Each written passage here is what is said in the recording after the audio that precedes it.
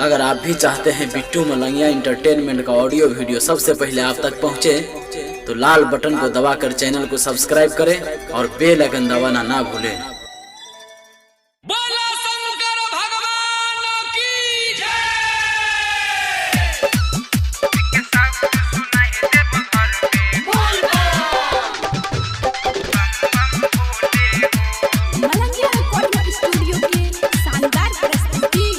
शब्द सुना है देव घर में, एक शब्द सुना है देव घर में, बम बम भोले हो।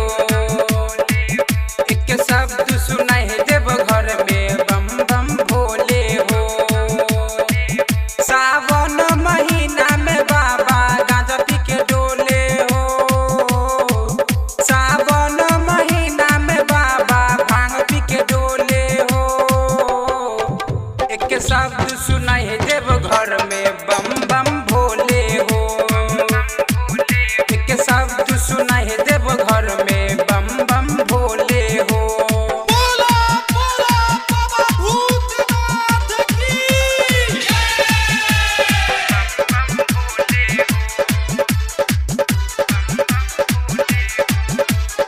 हर जुबा पे शिव के नाम रहै छै बोलबम में, बम बम भोले अधर दानी पूजै छै देव घर में।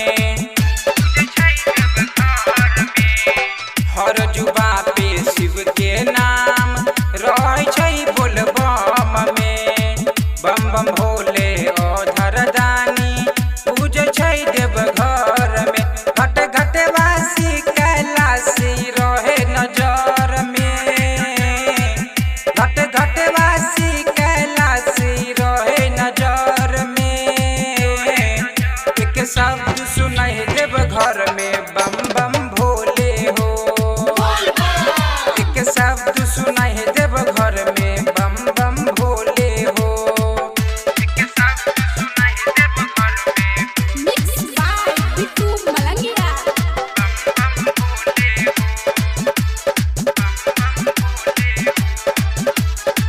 गायक रमन यादव एलै बाबा के दुआरी, जल लक खार हैकन सबसे अगारी।